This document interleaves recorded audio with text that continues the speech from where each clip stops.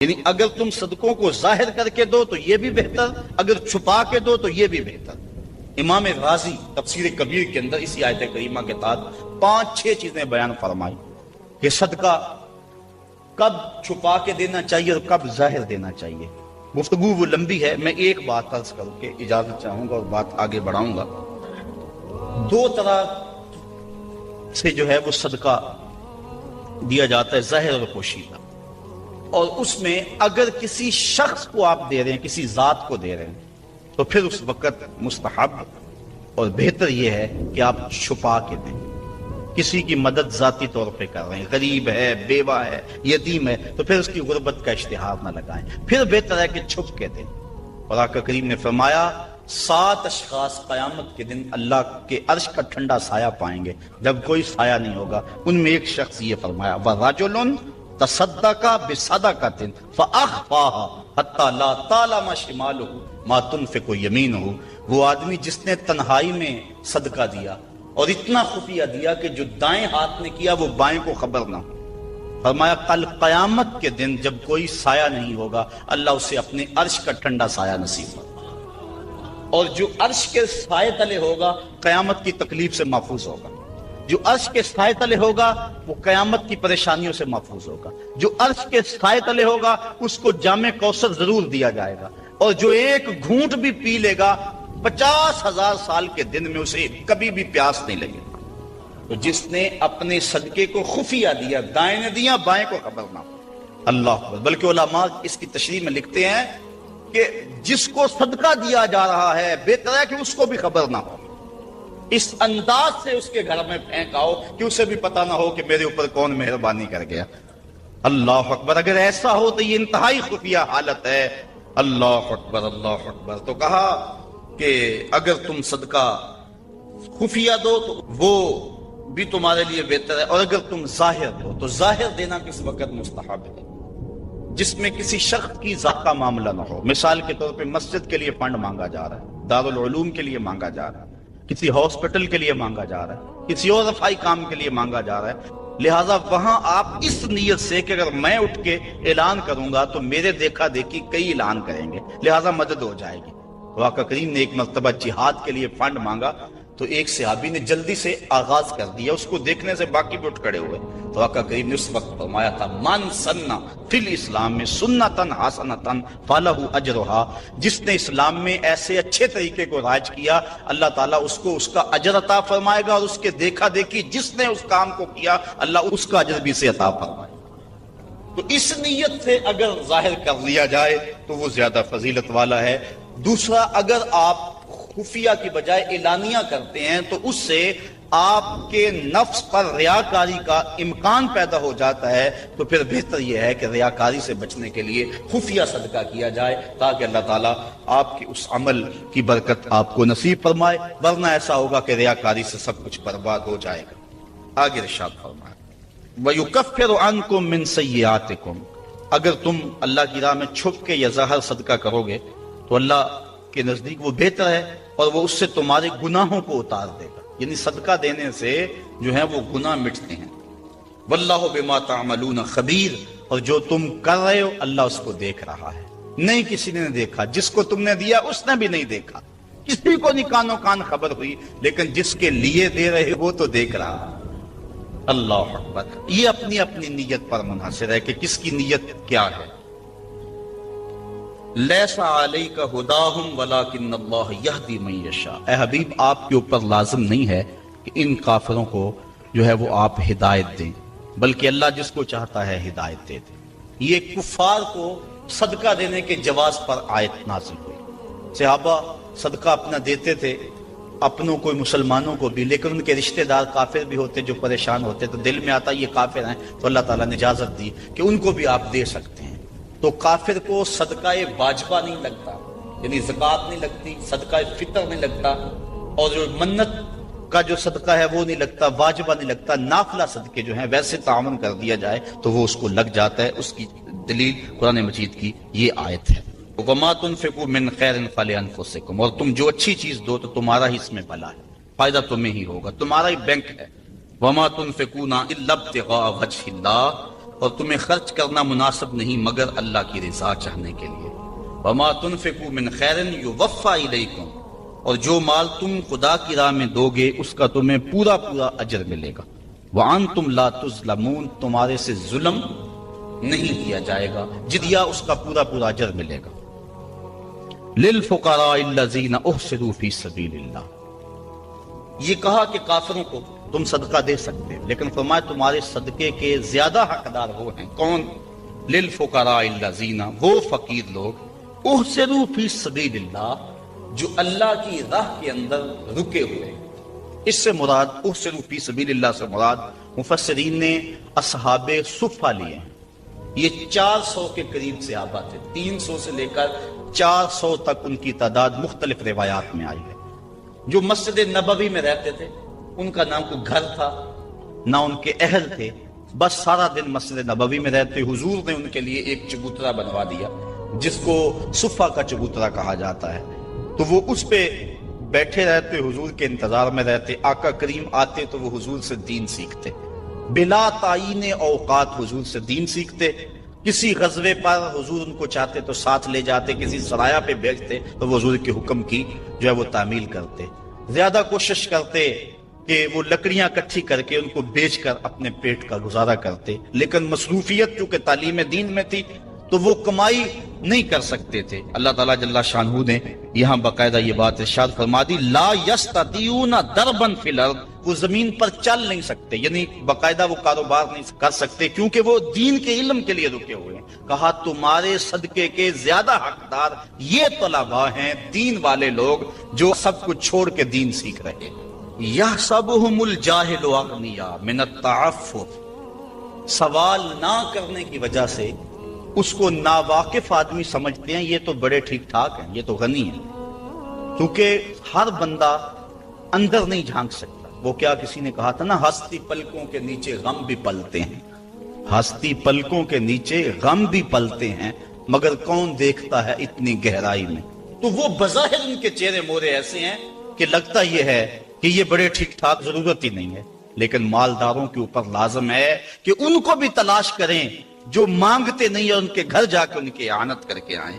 اللہ نے اپنے محبوب سے مخاطب کر کے کہا، تعرفہم بسیماہم، محبوب تو ان کی پیشانیوں سے پہچان لیتا، لوگ نہ جانے تجھے تو پتا ہے نا۔ حضرت ابو ہریرہ رضی اللہ تعالیٰ عنہ باہر آ کے بیٹھ گئے، کہتے مجھے بھوک بڑی لگی ہوئی تھی، اور اتنی بھوک کہ گزارا نہیں ہو رہا تھا، بیٹھا نہیں جا رہا تھا۔ میں نے کہا کوئی آدمی گزرتا میرے چہرے کو دیکھ کے پہچان لے گا۔ پھر ایک صحابی آئے، میں نے ان سے ایک مسئلہ پوچھا، وہ مسئلہ بتا کے چلے گئے۔ دوسرے آئے، میں نے قرآن کی آیت کے بارے میں پوچھا، وہ بتا کے چلے گئے۔ پھر دل و قلب و نگاہ کے مرشد اولین آ گئے۔ میں نے حضور سے مسئلہ پوچھا، حضور نے کہا ابو ہریرہ بھوک لگی ہوئی ہے؟ میں نے کہا ہاں حضور بھوک لگی ہوئی۔ پوچھا مسئلہ؟ آقا کریم میں بھوک لگی ہے، ہاں حضور بھوک لگی ہے، مسئلہ ہی یہی تھا۔ کہتے ہیں آ جاؤ میرے ساتھ آ جاؤ۔ پھر وہ روایت آپ علماء سے سنی کہ حضور اندر چلے گئے، اجازت دی۔ حضرت ابو ہریرہ فرماتے ہیں میں دیکھا دودھ کا ایک پیالہ پڑا، کہا ابو ہریرہ جاؤ جو صفہ پہ بیٹھے ان کو بھی بلا لاؤ۔ میں سوچا وہ تو 70 ہیں اور دودھ کا پیالہ ایک، لیکن حضور کا حکم تھا، میں بلا لایا، کہا اب ان کو پلاؤ۔ کہا پریشان تھا، لیکن جب پہلے نے پیا ایک بھی کم نہ ہوا۔ میں سمجھ گیا حوض کوثر کی نہروں سے کنیکشن جڑ گیا ہے۔ کہا کہ ان سب کو پلاؤ، کہا ایک نے پیا، پھر دوسرے نے پیا، 70 آدمی دودھ پی گئے۔ اللہ اعلیٰ حضرت فرماتے ہیں ہاں جناب ابو ہریرہ، کیسا تھا وہ جام شیر جس سے 70 سالوں کا دودھ سے منہ بھر گیا۔ اللہ اکبر۔ کہتے ہیں پھر حضور نے مجھے پلایا، کہا اور پیو اور پیو، حتیٰ کہ میں سراب ہوا، حضور آپ نہیں پیا چاہتا۔ پھر آقا کریم وہ پیالہ لیا۔ استاذ المکرم فرمایا کرتے تھے یہ تو دیکھتے ہو کہ ایک دودھ کا پیالہ 70 کے لیے کافی ہو گیا، یہ بھی تو دیکھو کونین کا سردار اور 70 کا جوٹا پی رہا۔ اس پہلو پہ بھی ذرا نظر جائے۔ اللہ اکبر۔ تو کہا محبوب تم تو جانتے ہو ان کے چہروں سے، اللہ اکبر، کہ وہ لوگوں سے سوال نہیں کرتے۔ لا یسألون الناس الحافا، وہ لوگوں سے لپٹ کر سوال نہیں کرتے، بڑے خوددار ہوتے ہیں۔ عموماً ایسے لوگوں کی تلاش بڑی ضروری ہے کہ جو لوگوں سے سوال نہیں کرتے، ورنہ ہم نے دیکھا ہے کہ جو لوگ مانگنے والے ہیں، سوال کرنے والے ہیں، وہ تو لاکھوں روپے جمع کر لیتے ہیں، اور جو بیچارے عزت نفس کا لحاظ رکھنے والے ہوتے ہیں ان تک کوئی بھی نہیں پہنچتا۔ آپ دیکھ لیں، اپنے معاشرے کے اندر سروے کر کے دیکھ لیں، یہ ہماری ذمہ داری ہے، محروم تک بھی پہنچنا اور سائل تک بھی پہنچنا۔ اور یہ بات ذہن میں رکھیں کہ سوال کرنا یہ مومن کی شان نہیں ہے، بلکہ حضرت سیدنا صدیق اکبر جا رہے تھے تو آپ کا کوڑا گر گیا، گھوڑے سے اترے اور نیچے سے اٹھایا اور پھر بیٹھے۔ خادم نے عرض کی حضور آپ فرما دیتے میں اٹھا کے دے دیتا۔ کہا حضور نے سوال کرنے سے منع کیا، اس لیے میں نہیں سوال کرنے کی ہمت رکھتا۔ یہاں تک جو ہے وہ ہمارے جو ہے وہ اسلاف جو ہے بزرگ جو ہیں صحابہ اس کا خیال رکھتے تھے۔ کچھ اعمال ایسے ہیں کہ ان کا سلسلہ ختم ہی نہیں ہوتا، ان میں سے ایک صدقہ جاریہ ہے، اور ایک حدیث میں اس صدقہ جاریہ کی تفصیل موجود ہے، جیسے کسی نے مسجد بنائی، کسی نے نہر کھدوائی، کسی نے کنواں کھدوا دیا، کسی نے قرآن مجید کو لوگوں تک پہنچا دیا، علم کی نشر و توبیع کی۔ تو یہ وہ اعمال ہیں جو صدقہ جاریہ کی صورت میں ہیں اور یہ ختم نہیں ہوتے۔ مجھے اور آپ کو صدقہ کی مختلف صورتیں وہ اختیار کرنی چاہیے۔ کھانا کھلانا بھی صدقہ ہے، لباس پہنانا بھی صدقہ ہے، حتیٰ کہ جو کمائی کر کے تم بیوی کے منہ میں رکھتے ہو وہ بھی صدقہ ہے، اپنے بچوں پر جو خرچ کرتے ہو وہ بھی صدقہ ہے، تم نے کھیتی لگائی اور چڑیاں آ کر کے دانے چگ گئیں، اللہ وہ بھی صدقے کے کھاتے میں لکھتا ہے۔ اللہ اکبر۔ تو صدقے کا بہت وسیع مفہوم ہے، کچھ دینے کے لیے نہیں ہے۔ کلمۃ الطیبہ، اچھی بات کر دینا، یہ بھی صدقہ ہے۔ راستے میں پڑی ہوئی چیز کو اٹھا دینا، اس کو بھی کہا چھوٹی نیکی نہ سمجھنا۔ تو مختلف صدقے کی صورتیں ہیں اور سب ہمیں ادا کرنی چاہیے، لیکن ایک بہترین شکل صدقے کی صدقہ جاریہ ہے، اور وہ مسجد بنا دینا، وہ دارالعلوم بنا دینا، وہ نہر کھدوا دینا، وہ جو ہے وہ کنواں کھدوا دینا، حدیث میں آتا ہے۔ جس طرح وہ آیت کریمہ نازل ہوئی، لن تنالوا البر حتى تنفقوا مما تحبون، تو بیرے ہا لے کر کے صحابی اس کا معاملہ لے کر آگے، حضور مجھے سب سے زیادہ محبوب یہی کنواں ہے، تو میں یہی اللہ کی راہ میں پیش کروں۔ اللہ اکبر۔ تو وہ صدقہ جاریہ کی شکل ہے۔ دور موجود کے اندر جن علاقوں میں پانی نہیں ہے، آر او پلانٹ وہاں لگا دینا، یہ کنواں کھدوانے کا دور موجود کے اندر ایک منظم طریقہ ہے۔ بلکہ ہمیں نیت کرنی چاہیے۔ میں تو پچھلے دن کہیں تھا تو تقریباً اہل خیر بیٹھے تھے، تو میں نے کہا تھا کہ آپ کو بھی کہتا ہوں، اور میں خود بھی اس کی نیت کی ہے، اور انشاءاللہ اللہ نے توفیق دی تو ہوگا بھی، کہ ہر شخص ہم میں سے ارادہ کرے، جس کے پاس مال ہے وہ تو کرے ہی کرے، جس کے پاس مال نہیں ہے وہ بھی کرے، اللہ اسے مال دے گا۔ ہر شخص ارادہ کرے کہ میں زندگی میں کم از کم ایک مسجد تو بنواؤں گا، میں زندگی میں ایک جامعہ تو بنواؤں گا۔ تو یہ اگر ہم نیت کر لیں تو نیت المومن خیر من عملہ، تو اس کا ثواب آج سے ہی شروع ہو جائے گا۔ نیت وہ والی نہیں ہے کہ جب مال ہو تو پھر نیت ٹوٹ جائے۔ کچھ نیتیں ایسی ہوتی ہیں بندہ پہلے نیت کرتا ہے جب مال نہیں ہوتا۔ ایک واقعہ مشہور ہے کہ ایک آدمی چڑھا اس کے اوپر، کھجور کے اوپر توڑنے کے لیے، تو وہاں ایک سانپ بیٹھا ہوا تھا، تو اسے نہیں پتا تھا، جب خوشے کو ہاتھ ڈالنے لگا تو ایک خوفناک سانپ دیکھا تو ڈر گیا اور فوری نیچے سرکنے لگا اور کہا اللہ اگر اس سانپ کے قہر سے تو مجھے بچا لے تو تیری راہ میں اونٹ خیرات کروں گا، اور نیچے سرکنا شروع کیا۔ 10 15 20 فٹ نیچے ہو گیا، لیکن وہ ابھی بھی اس کی طرف غسیلی نظروں سے دیکھ رہا تھا، لیکن کچھ تھوڑا سا محفوظ ہو گیا۔ کہا مالک اگر تو مجھے اس سے بچا لے تو تیری راہ میں اونٹ خیرات کروں گا۔ یوں اترتے اترتے نصف تک آ گیا اور سانپ کا خطرہ بھی ٹلا نہیں ہے، تو کہنے لگا اللہ اگر تو مجھے اس سانپ سے بچا لے تو تیری راہ میں بکری خیرات کروں گا۔ پھر زمین کے تھوڑا سا قریب آ گیا اور کہنے لگا اللہ تو اگر اس سانپ سے مجھے بچا لے تو مرغی دوں گا، اور پھر چھلانگ لگاتے ہوئے کہا مالک میرے گھر میں ایک انڈا پڑا ہے وہی تیری راہ میں جا کے خیرات کر دوں گا۔ تو اونٹ سے چلا اور معاملہ انڈے تک پہنچا۔ یہ صادق النیہ نہیں ہے۔ اللہ کے محبوب علیہ السلام نے حضرت ابو کبشہ الانماری سے ایک روایت ہے، اس میں فرمایا لوگ 4 طرح کے، ان میں سے دوسری قسم کے لوگوں کا ذکر فرمایا وَرَجُلٌ رَزَقَهُ اللَّهُ عِلْمًا وَلَمْ يَرْزُقْهُ مَالًا، وہ شخص جس کے پاس مال نہیں ہے لیکن اللہ اس کو شعور دیا ہے، فہم دیا ہے، علم دیا ہے. آگے لفظ ہے فہو صادق النیہ، لیکن وہ نیت کا بھی سچا ہے. وہ کہتا ہے کہ اگر میرے پاس مال ہوتا لعملت بعمل فلان، تو جو مالدار لوگ اللہ کی راہ میں خرچ کر رہے ہیں میں بھی ایسے ہی کروں. اور وہ ایسے اوپر سے نہیں کہہ رہا جب مال آ جائے تو پھر جائے.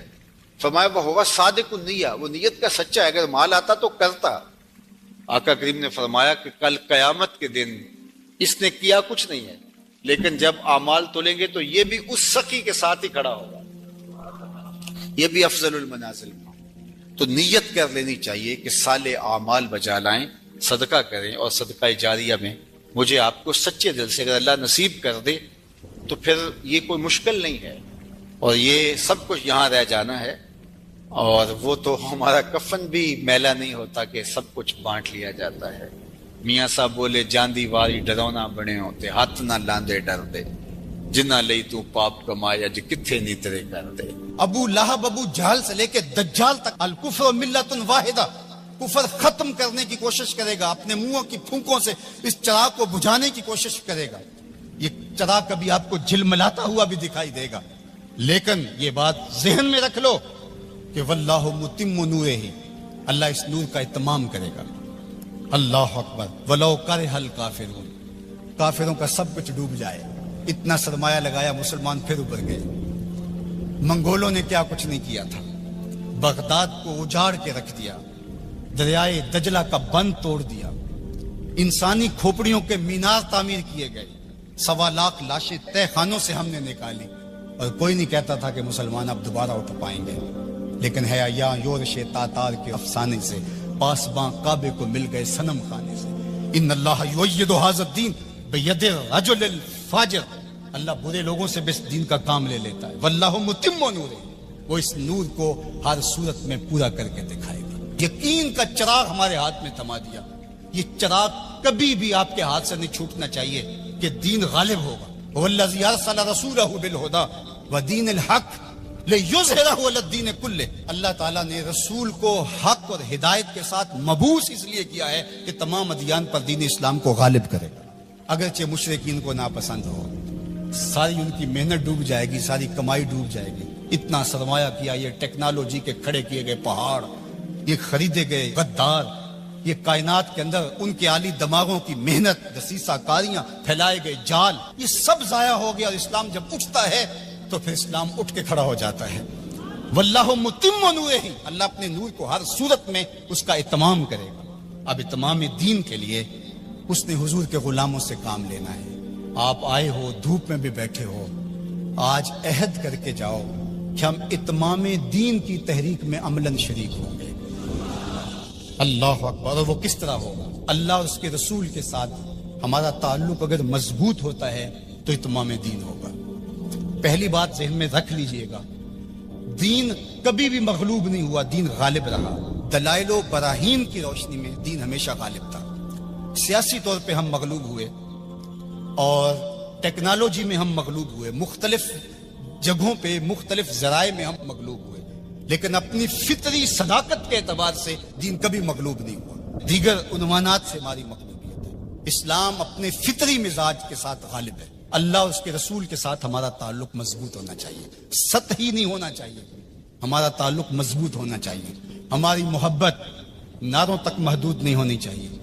ہماری محبت صرف ہمارے لباس اور ہماری وضاحت تک محدود نہیں ہونی چاہیے، بلکہ محبت رسول کا تقاضا یہ ہے کہ ہماری روحیں بھی حضور کی غلام ہونی چاہیے، ہمارا جسم بھی حضور کا غلام ہو.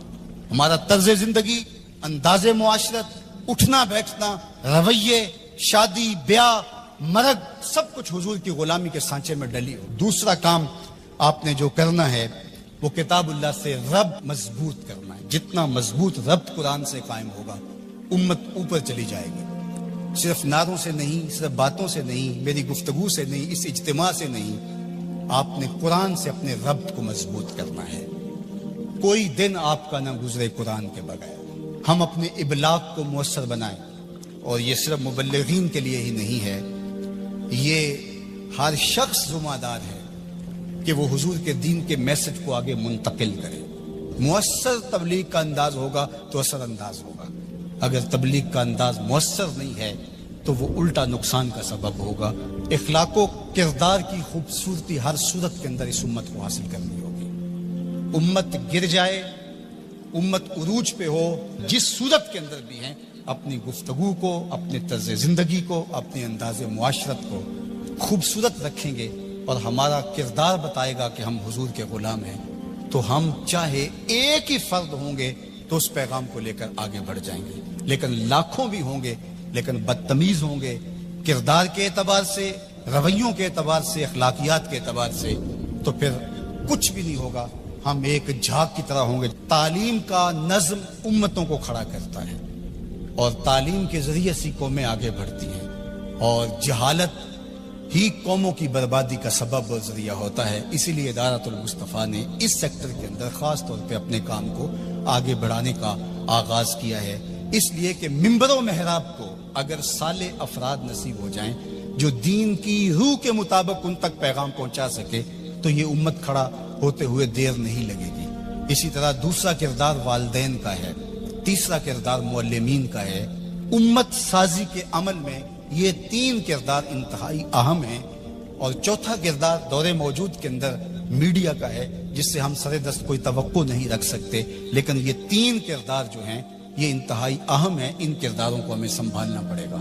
غلبہ دین کا شوق جنون کی حد تک ہمارے سینے میں موجود ہونا چاہیے، لیکن یہ بات ذہن میں رکھے کہ اگر ہم یہ نہیں کر پاتے تو ہمارے ذمے نہیں ہے، ہمارے ذمے جو ہے وہ کوشش اور محنت کرنا ہے۔ جب انسان یہ طے کر لیتا ہے کہ یہ میں نے کرنا ہی کرنا ہے اور وہ نہیں ہو پاتا تو وہ مایوس ہو جاتا ہے۔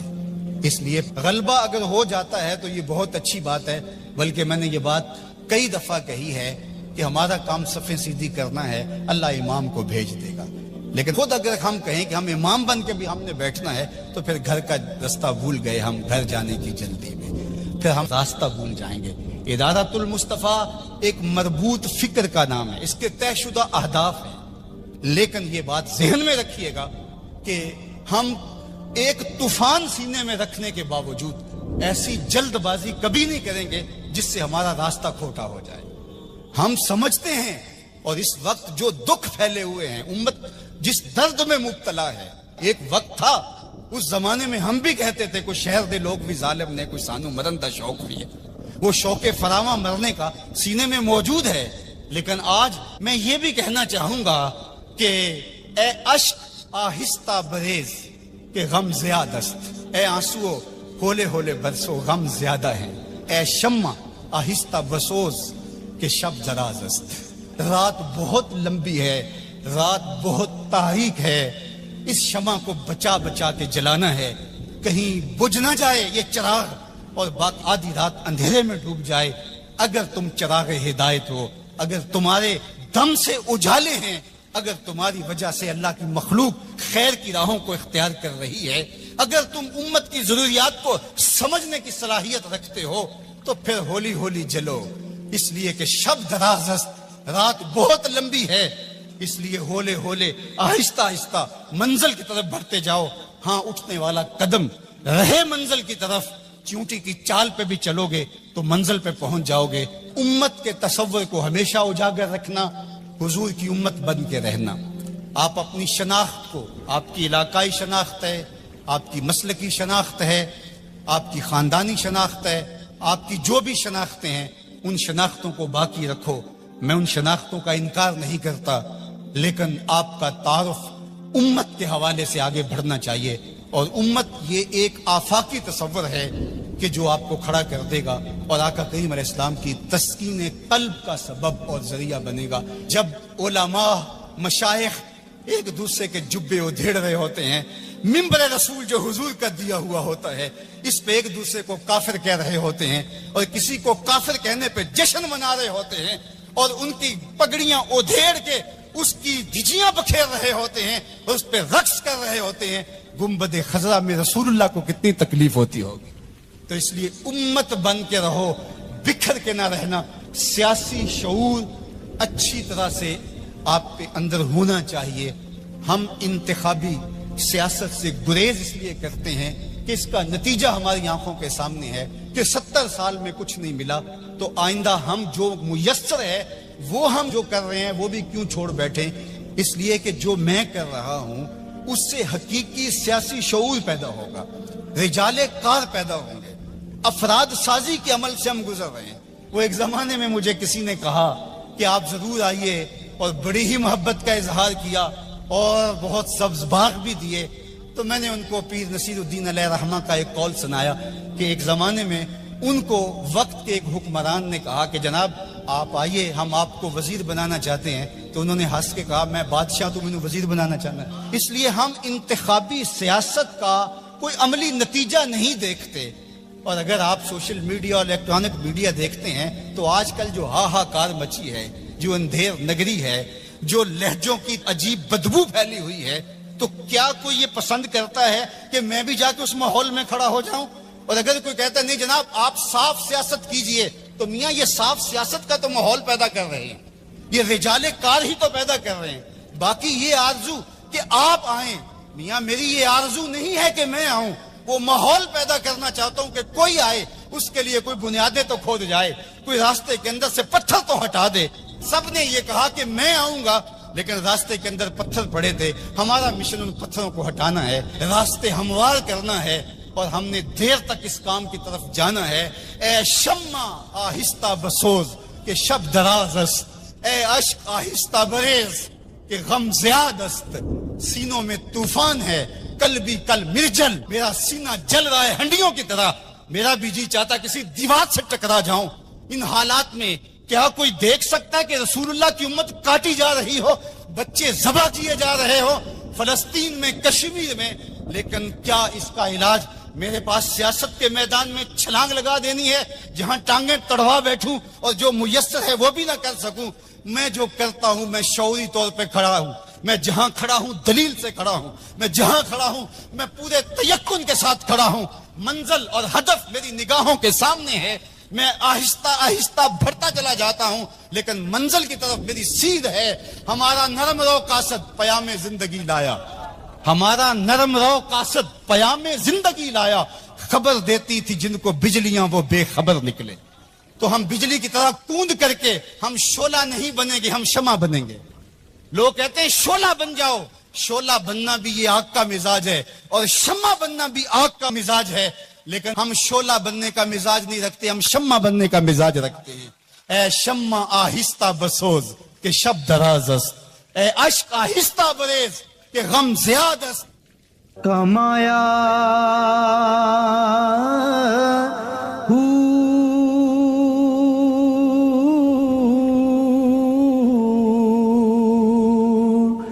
نام بھج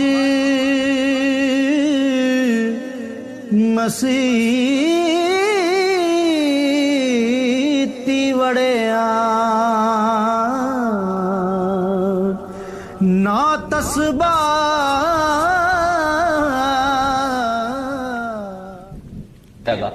اس کے پاس دولت بہت ساری تھی لیکن بچے چھوٹے چھوٹے تھے۔ اس نے تھیلے کے اندر سونا ڈالا کہ یہ کسی کے سپرد کر جاؤں کہ میرے بچے بڑے ہوں تو ان کو دے دے۔ سوچا غریب کو دیا تو وہ سنبھال نہیں سکے گا، بچوں کو دیا تو وہ ضائع کر دیں گے۔ ایک دوست تھا اس کا امیر ترین، اس کو کہا کہ میاں یہ سونا اور تھیلا ہے، ساتھ وصیت نامہ لکھا جب میرے بچے بڑے جوان ہو جائیں، بالغ ہو جائیں تو جو تیرا جی چاہے ان بچوں کو دے دینا۔ یہ اس نے وصیت کی اور وہ سب کچھ اس کے سپرد کیا۔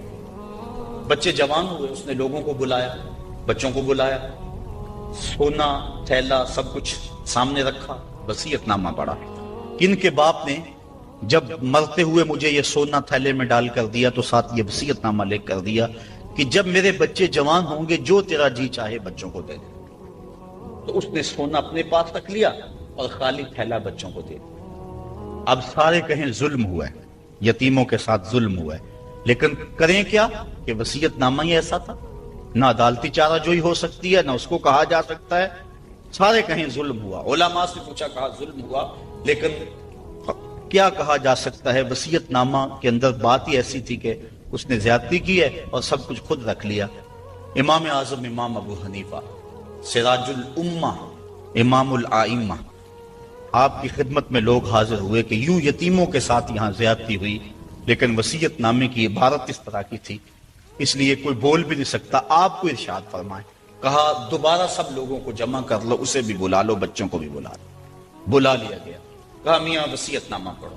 وصیت نامہ پڑھا گیا کہ یہ سونا ہے، تھیلے میں ڈال کے تجھے دے رہا ہوں، جب میرے بچے جوان ہو جائیں گے جو تیرا جی چاہے وہ بچوں کو دے دینا۔ آپ نے فرمایا پھر پڑھو، اس نے پھر پڑھا۔ کہا اب تم بتاؤ تمہارا جی سونے کو چاہ رہا ہے یا تھیلے کو چاہ رہا ہے؟ اس نے کہا میں تو سونا رکھنا چاہتا ہوں۔ کہا وصیت نامہ پڑھو، وصیت میں ہے جب بچے جوان ہوں گے جو تیرا جی چاہے وہ بچوں کو دے دینا۔ اب تیرا جی تو سونے کو چاہ رہا ہے اور وصیت میں لکھا بھی یہ ہے کہ جو تیرا جی چاہے وہ بچوں کو دے دے، لہذا سونا دینا، بچوں کو تھیلا رکھ خود۔